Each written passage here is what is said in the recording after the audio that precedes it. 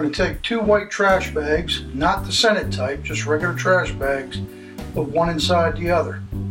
We're going to put our Boston butt inside of those trash bags. Now you're going to need a rub for this. Here's the formula for my rub if you want to make it up, if you don't have your own. Once we got the Boston butt in there, we're going to open it up. These are boneless Packer style Boston butts that I bought. There comes 2 in a pack. We're going to spread the rub all over the exposed sides of the meat. Try to get it on there as even as we can. Get it on one side. We're going to roll this thing over. Make sure the whole thing's coated.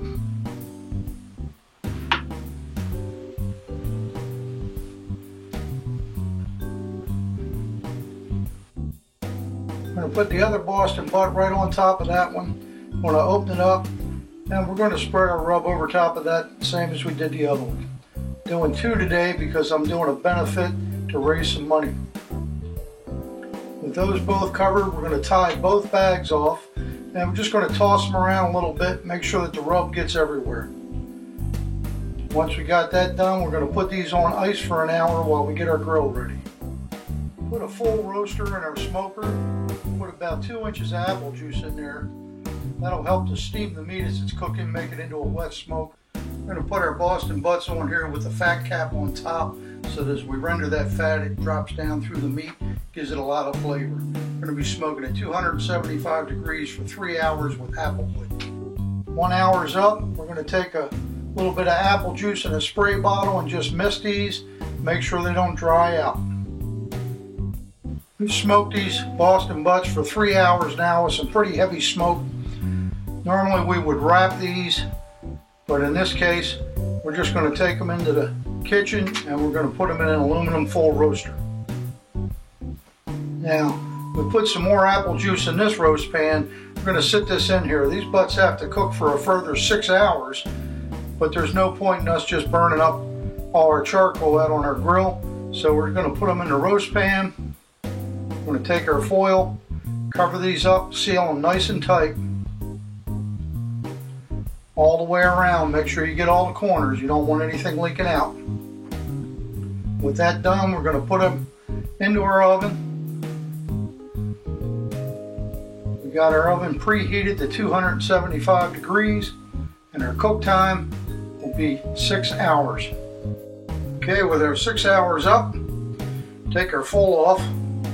This is why you wanted to make sure the foil was nice and sealed. This thing's going to be full of liquid. What we're going to do with that is I'm going to move it over to the sink. Pour it into a jug very carefully. It's boiling hot. Then once we've poured it into that jug, and once it's in the jug, we're going to pour it into a separator. And what we want to do is separate all the fat off that's in those juices so that we just have the juices. We're going to put those in a saucepan and reduce them down, get them nice and concentrated, get those flavors concentrated. And while that's reducing down, we're going to take our forks, go ahead and pull these pork butts apart. You find that they're just so tender they're practically falling apart on their own. You can use 2 large forks for this. I've got these 2 special forks that they sell that my wife bought me.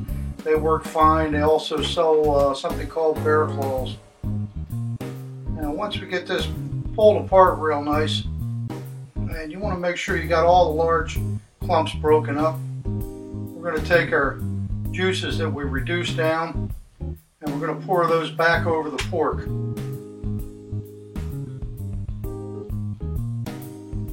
Now this is going to put flavor back into the pork from the juices, from the fat. Even though the fat's not there, we've got the flavor out of it. We've got the flavor out of that rub in those juices. We got the flavor out of the pork in those juices. So all that's been reduced down and concentrated. It's concentrated the flavors, made your pulled pork. It'll taste delicious.